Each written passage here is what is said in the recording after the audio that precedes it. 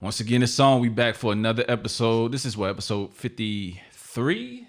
I lost count. I lost count a while Yeah, ago, I man. think I definitely lost. I think count it's on 50. I think it's 53, man. But yeah, it's another episode. We got a new setup or whatever. You know, wife allowed me to move around a little bit, so we got some space opened up in here. But man, episode 53, and you know, to the right of me, let's do the formal introductions. To the right of me, I got my man, Mr. Prest back in the building. We Yep. back out up in here. We can be in the same building again. It's nice. Yeah, for sure, for He sure. done definitely went and decked it out a little bit. Y'all probably can't see everything, but the setup is different. I'm liking it. Yeah, we gonna upgrade as we go along, you know. But man, Hadrigo couldn't be here today. I know he wants to in light of everything that's going on, but he has some other things to attend to. Perez, I gotta be honest, man. I was pacing the entire time, like leading up to this, even yesterday. Like, I don't think I really wanted to even have a pod, to be honest with you. But Yeah, man. I mean, think just with everything that's going on, man, it's definitely and where we're located, man, is a little bit kind of separated from it all. But I feel like I'm right there in the midst of it still, especially like the stuff that you must hit for us, like it's affecting our work and stuff. So the topics came out about affecting the same thing, same black community within even the military community. It came out that same week as all this other stuff was hitting. So everything is just building and putting everything putting a spotlight on what should have been spotlighted 4 years ago when Kaepernick was taking the knee and putting it in everybody's purview. And then we got it. We got people that just talked it down and did dislike the protest at that point, and now look where we at. If we had just opened up discussion and actually, you know, talked about the truth of what was going on, then I think we'll be looking at a totally different topic. yeah, and, you know, it's kind of sad to see, man. You know, and I think we'll get into it to, you know, people that are our friends and family that are not black, that we consider friends and family, being that, you know, our military family, because this is what we know. This is what we've been doing for 20 years. And, you know, of course, this happens every single time something like this happens and there's an outrage. You know, people really show their true colors, or they don't show any colors at all, which is equally as, you know, it means something to me, too, when you're silent as well, as far as non-black friends and family that I have. But it's always like when you go back to the Kaepernick thing, it became about the national anthem and all these other things that what he was kneeling for really didn't mean. You know what I mean? It's right in our face again, police brutality. The last 3 months have been fucking hell mentally, like for me, like knowing that, yeah, we're in Germany, you know what I'm saying? And we live a pretty good life, but at the same time, I can't say that I don't fear for my brothers and sisters out there that are, you know, trying to fight the good fight, and all so many different things and so many different is being just, you know, thrown at them, as far as you know, the looting. Now the looting piece of it is being thrown in our face as if all people that are looting are black. It's not. Everybody's taking advantage of this situation. Mm-hmm. And you're always going to have that if you do your history and know your knowledge. You know what I mean? And that's kind of what I got to say for that, man, as far as the correlation between it's always changing the goalposts and the argument of things. And, you know, I can't, you know, we can't, due to our political ties, not political ties, but to what we do day in and day out, we can't even talk about, you know, who, in terms of the things that are being put out there on social media, and, you know, being more concerned with not being fact checked versus what you're actually saying, and having the empathy for what black folks are going through. And I just think it boils down to just, you got to know your impact. You got to know where you're at and what your words can actually say, do, or influence. I mean, that's something we learn as like leaders. You know, you got to be careful. You got to choose your words wisely. You got to understand how this can affect different cultures. Everybody, being in the military, like we got people from all across, and everybody has their different society norms, depending on where they at, their cultural norms. And, you know, working with all those different personalities and making them all to just get to a single goal. That's kind of what we do on a day-to-day basis. So just being aware of that, and just being aware, just like, even though like I said, we may be over here, the fact that how we grew up, where we grew up, what we going through, what our family going through, what other people families are going through on this end, it's still happening. It still affect you in during your off time, like when you're off duty and stuff like this. It's stuff that you still worry about, and that's where it still comes into effect. And it goes, like I said, in these situations, it's like you got to be aware of that with your people all the time when you're managing people. So it's the same thing. Like just be respectful of what's going on and how it will affect the people around you. Yeah, and I highly encourage all of those that wear the uniform still, or work with people that wear the uniform, have the uncomfortable conversation. The same way you want to talk about sexual abuse, the same way you want to talk about inviting the LGBTQ community into the Air Force and what everything, and not Air Force, but just into the military in general, is the same way we have to address these type of racial issues, because now we're out there, the National Guard's being sent to Minneapolis, like we're involved, we're a part of society, and on top of that, we're just a microcosm of society. Like, we're no different than people outside of the uniform. Just look at the report that came out this week where it was talking about the racial inequality in terms of promotions, in terms of judicial and non-judicial punishment, how Black people are, I don't have the numbers in front of me, but it was staggering to read that all in the same week, and nobody to talk to. Exactly. Nobody to talk to about it but you. Yeah. But Hadrico, but our friends, in a group chat that have felt it, seen it, but you can't prove it. So you can't really say anything about it. You just got to fight the good fight, study harder next year, work harder. You're told to do all these different things. And this was acknowledged as far as back as 2016 that there was disparities, for things. So it's kind of like, damn, man, like all in 1 week. And so that stuff I was talking about the racial disparities, that's nothing. But I'm just saying, like, I feel that every single time. I may not talk about it at work, I may not talk about it at home, but I feel these things every single time they happen. And it's just like, enough is enough, man. Like, enough is enough. And you was hitting on some good points, and I was like, all this is amidst like all this COVID-19, coronavirus, quarantine, teleworking, and so we can't have a big meeting or anything like that to discuss it. Where this usually in our line of work, it'd be discussed at a big town type meeting or at least a squadron unit type meeting, but it may be months before we can have those type of events, and these are all going to get glossed over, and it's just swept up under the rug again. And it's just like it's nothing to bring up to talk about, like in the now. And that was part of the portion that was like hitting me real hard this week, was just like, I have all these issues. I got questions now that this report. When are we going to hear the back end of what's going to happen on this? What are my leaders' thoughts on these issues? I'm not going to get that until later, if they still bring it up then, which we know how the way the news cycle and everything goes. It may be a while before we get to that. Or this would be something new. It'd be something new and just get completely glossed over. And we coming back at this again 2 years from now on this same topic. 10 minutes, man. And then you have Mr. Castile 2 years ago.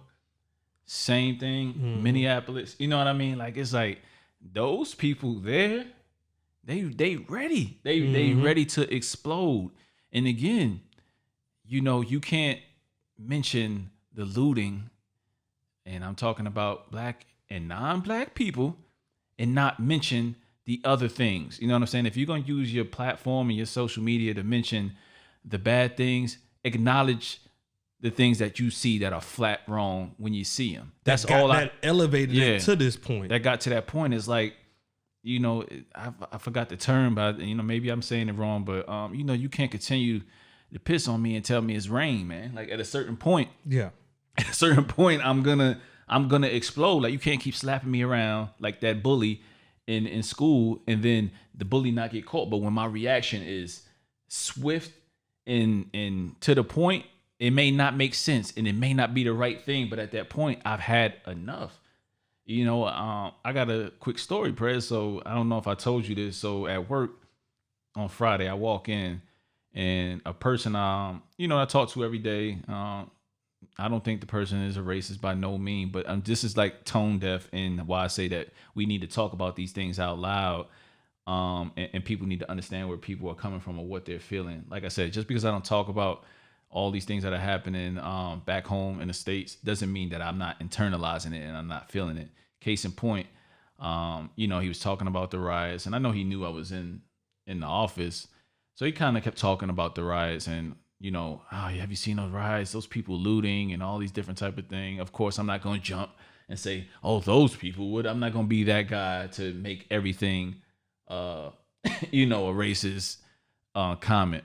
But then, it got to me when he was saying, I feel for those police and everything that they're going through. That's when it got me. So I had to get up, excuse myself from the workplace, and I took a good 20, 30-minute break, went to grab some breakfast, some coffee, and just to talk myself through, like, Keith, if you say something crazy, you know what I mean, then you're going to be the one that's looked at as, I don't know, an animal or just hyper aggressive because you're feeling a way, but this person has no idea how tone deaf they sound. Yeah. And I think a couple shows ago, not even 2 shows ago, we had a show all about Ahmaud Arbery and how it made us feel. And not even 2-3 weeks later, here we are. We're here again. So, these things are gonna happen. The looting, the whether it's right or wrong or however you feel, these things are going to happen until people's voices are heard. And I challenge everybody to find ways to get involved, even if you can't. I'm jotting down some ideas here to kind of put out to you all in the comments or in our our show notes on different things that you need to research. To figure out and how you can contribute, even if you're not on the front lines. I know some people have jobs that they can't leave. Some people have ailments because we're still in a pandemic. Yeah. Like, we're still in a pandemic. You have people I just saw as I was coming up the steps. Nick Cannon, he got lupus. He has no business. No business. No business being out being out there. Oh. But he's out there. You know what I mean? And that's just like how some people are just riding for the cause, you know what I mean, of just, we want to be treated as humans, and by we I mean black and brown people that look just like you and me, Prez. Mm-hmm. I don't know what else I could probably say about that. Like, so like when you speak of the tone deaf, like conversation you was having where you said at work, it's stuff like that. Like, before you go out and say something, like, if it's elevated to this point, realize that's probably a history behind it. Do yourself a little bit more favor. Pick up a book, read something, do a little bit more research, find out the injustices that have been done. Don't sit here and deny that they haven't been done, because this is documented. This is stuff in our history. It's continually going on. I mean, like, to say that it don't exist is just being ignorant. Like, it does, and it has. And we done had our thank yous, our apologies come way too late. Tuskegee Airmen, just the Tuskegee experiments that happened in we just got that a couple years ago, where they finally acknowledging saying that those injustice was done with the syphilis and all that stuff. It's like just the injustice that's been done over and over and over and over again. No matter the rule change, something is there to keep us in. The war on drugs, what it really enacted, the 3-strike rule, just keeping people in jail longer, the privatized prisons, all this stuff is what's boiling up to get us to this point. And there needs to be, instead of just the people going out there and interacting with the rioters or trying to quell the protest, there needs to be a unified decision coming from all our leaders with a plan, a true plan, or some new legislative policy, for unified rules of engagement for police or something like that. The way they can't do these things. There has to be a plan and stuff to get together. I know we will eventually get there, but I mean that's why it's acting out, because this is the same stuff that we've been talking about for years. And if they tried to protest and the protesting was done, people didn't like the typical nonviolent protest, and this is what it ends up getting if their voices still ain't being heard. It's the same thing you would do at any relationship or anything you was in. If your voice wasn't getting heard, you're gonna get up and leave, or you're gonna act out, or something's gonna elevate to a bad situation. Right. And everybody doesn't act out the same way in a responsible manner. Like, you can't expect that to happen when things are going on in society. You know what I mean? So you spoke earlier about words matter, and we still being in a pandemic. That's really all you got, because certain people still not going to work.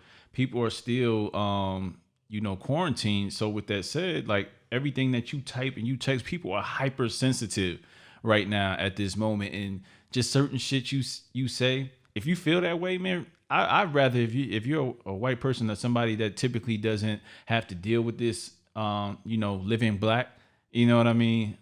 I highly encourage you just reach out to your black friend, if you have any, and ask them questions. Ask them, how can I help? How are you feeling? Because those are the people that needs to hear from you. You know what I'm saying? Like, I'd rather have those conversations off social media. I'm not the type of person to do the social media back and forth things, or, I use my social media how I want to use it. If I post anything, I'm typically not gonna have a back and forth with you, because I'll probably hit you directly before we go back with a back and forth, because people can do this smart comment thing back and forth, but then when you have a conversation with them, the tone switches up completely.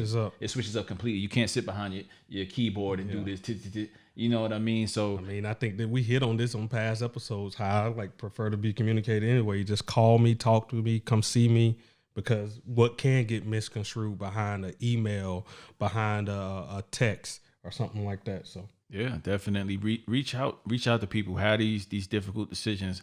Have empathy when you have these discussions. It doesn't need to be about which party you believe in, Democratic or Republican. It doesn't have to be about who's looting. It doesn't have to be about all these things. Just listen to people's experiences. Mm-hmm. Listen to what they've been through. I don't know, Prez, if you've been in any situation, but I have been. Mm-hmm. I fit the description, face down on the damn concrete. You know what I'm saying? And this is like from teenage years. Yep. You know what I'm saying? So what I say this to say, or fearing for my life when I'm stopped in the middle of Idaho. You know what I mean? And having, I think every person that's in the military that's a black male has used when I do hand you my license and registration, I accidentally hand you my military ID, so that I can at least have, if you have served or something like that, you can kind of ease up on me to know that I'm not reaching for anything. Exactly. Or like, I do that all the time just to try to get my way out of being killed. You know what I'm saying? Or if I say, hey, I have a weapon in the car, which if I'm in the States, I will.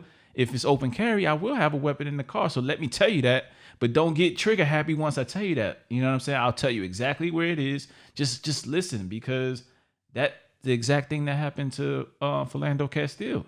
Yeah. He told you he had a weapon, got jumpy. With his girlfriend and his kid in the car, right? Right, got jumpy, and with his girlfriend in the car and his kid. And I just saw a video from his girlfriend and the kid's perspective, maybe earlier this morning or yesterday. And that, like, they were praying for him to be safe and to get through whatever they would get through after they heard the gunshot. And that broke my heart too, man. Like, to my brothers and sisters, it's all right to cry. It's all right to feel how you feel. It's all right to reach out to one another to have those discussions. But I don't know if all y'all familiar that's listening of Killer Mike, rapper now, activist and rapper. He was just speaking to like solution-based, powerful words. Yeah, powerful words, solution-based acting and thinking right now. And I think that's what we have to do. There's no way around it. Is to strategize behind closed doors. We don't have to do everything out in the open public. Business, our economics, it starts there. You know what I mean? And kind of strategize to come up with a plan on how we can effectively move forward in each and every state and to change things, or have different entities in every state and big them up, make people known where what the different functions are in each state to sign up for and be a part of local government things that, I've been out of the States for quite some time, so I haven't been able to kind of do that, but I'll now research a lot more what I can do, even though I'm still a resident of New York, what I can do to have my voice heard, and whatever that can be, even if it's giving money to the protesters or the different organizations. They have to, have money for hotel, room and board, all that stuff. So you can do a lot. Hate to cut you off, but let me cut in right there. No, the main thing that needs to be done is what we fight for, what your right is, and that is to vote. Go register up. Make sure you're registered. Make sure you go out there and actually vote this year. If you ain't doing it, like you're never gonna get the change that you want to come about if you're saying the process is the process is broken and you don't want to be a part of it. That's definitely not going to get you the results that you need.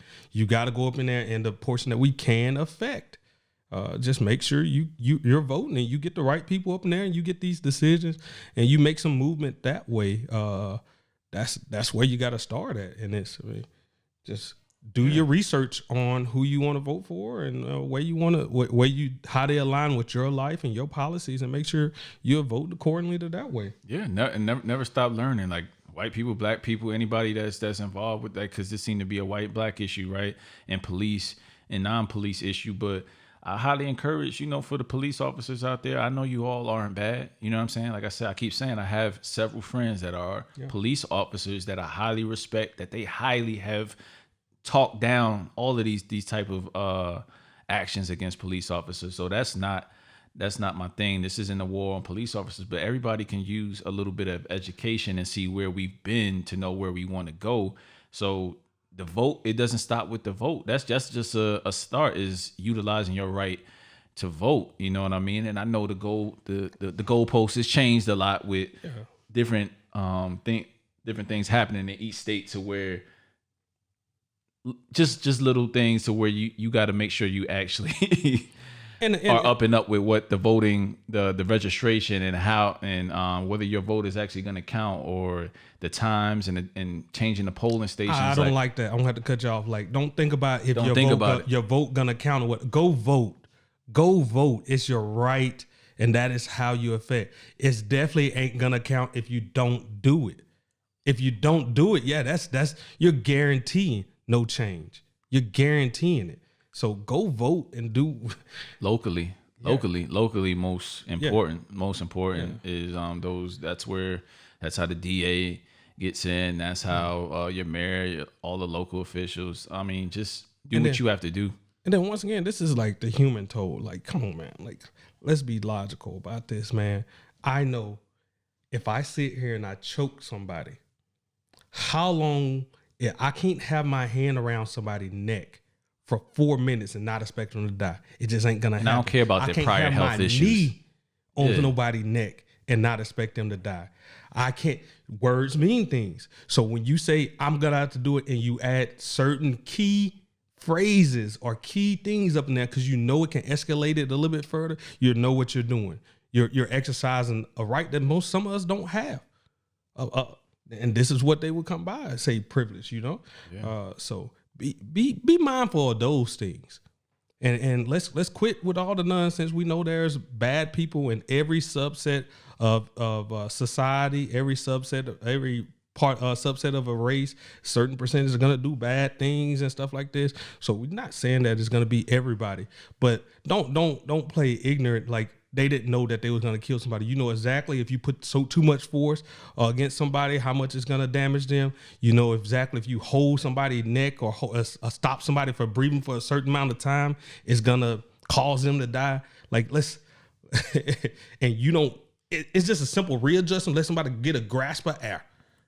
And you can keep on if you got to hold them down. They're not gonna right. He was handcuffed though, right? It's like, so at that point, like, there's no more to be done. Like, what is he gonna do? Do a super damn ninja kick? Like, what is he gonna do at that point? Like, you didn't have to continue to do that, And it's already with the medical examiner and the DA that's already coming out with a lot of different things, like the health conditions and all these other things. Like we've seen this before. We've seen this before to where, okay, the guy's fired or they're put on, excuse my language if I'm not quoting the exact wording right, but they're put on temporary leave, administrative leave.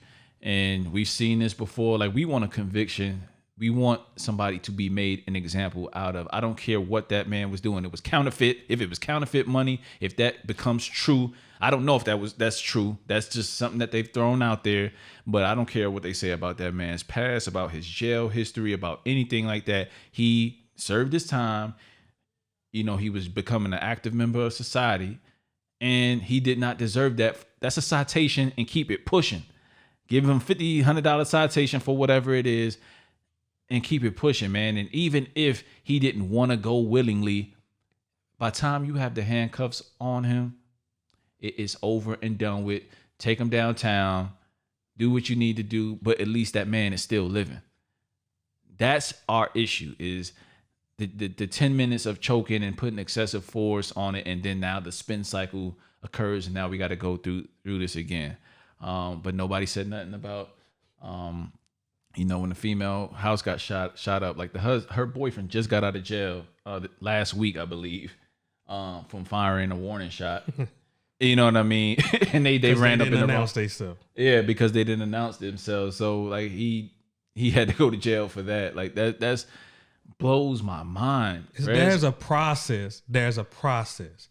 But when the process don't apply to a certain subset or it's not being acted on in the same manner as when there's another race or somebody involved, then that go your problem right there. You get where people are coming from. If the process is, if they lock that guy up because he did something wrong, then this guy did something wrong, and we're gonna wait for the evidence. That go your difference right there. That you're seeing where everybody's coming from. Like that shouldn't be the thing. You got 10 minutes. You got 10 minutes of video. What more evidence do you need to see? You got 10 minutes of him being handcuffed already. You know what I'm saying? So what more do you need to see? I don't care what happened before that, unless he threatened him with some type of weapon or whatever the case. He didn't have a weapon. He didn't have a weapon. So that's my point. Like there's nothing to say like from people that feel any different type of way to know that that wasn't a monstrous demonic attitude to have towards another human. Like I wouldn't do that to my worst enemy. Like, you know what I'm saying? Like, yeah, man. But like I said, this part of the pod can go on and on and on. And, you know, I want to have these conversations a lot more. I want to have these conversations behind closed doors and not necessarily on video, you know, with people that actually care about making some changes. And that's, you know, in terms of police brutality, and that's in terms of just our history in general and how we feel when these things happen. And then on the flip side, the military side, you know, I want to have those conversations as well with you all in regards to what we brought up early in regards to the, you know, promotion, not inequities, but inequalities, you know, and the promotion rates, and also, you know, with the judicial and non-judicial punishment. I want to have those conversations too. Like you can't roll over those things and think that people aren't paying attention. So on that, like you said, like we know we got a zero policy, like zero tolerance policy on all these things, right? Zero tolerance policy. But you just gave me a document saying that here we have been messing up. And we acknowledged it. We acknowledge it. But how is anybody getting punished? If you had a zero tolerance for it, how has nobody's been punished at any of this time? Like from your report, it has to be where you saying this person, you know, did a little bit of injustice over here to this person. So where's the punishment? Like, is that person getting, do he owe his pay getting docked? Because this is things that they do when you go in the military. Right. Like they can dock your pay. Is a rank getting taken? Is they moving them to a different position? Like, don't just tell me that, oh yeah, we're admitting we wrong. Like, no, you got a zero tolerance policy. This is your policy, and you enacted on several black military members. That's what you said. This document came out and told you. Then what are you doing to correct that? Don't just tell me that, hey, yeah, we have did wrong. No, I want to know, what are you doing if you got a zero tolerance policy? Then these are the type of questions that I say, like, I want to confront my commander. I want to confront my Hey, I saw this. How do you feel about it? How do you feel about it? Let's talk about it. And I think it need to be a town hall discussion within. Like, you just can't release a type of document like that says yes, we've been doing this. We acknowledge it, but we ain't doing nothing to fix it. Like, y'all, you know what I mean? Y'all knew this was coming. You knew this report was going to be, written, posted online. So what do you have to say about it? Educate me on how people are being promoted. I know they look at the races on people being promoted and how that correlates throughout the leadership. You know what I mean? And of course, it's hard when I don't see a lot of black leaders. You know what I mean? When I'm talking about colonels, I'm talking about 06s, and I'm talking about generals. There's some out there, but they far, everybody else but black people far outweigh what I see. Yeah. You know what I mean? So very disproportionate when it comes to the enlisted side to the officer side. Why is that? Give us some answers along with the documents that you're putting out there saying like your findings and stuff like this. Right. I'm not begging. I ain't begging for a promotion. I don't want to promote. I would take a promotion.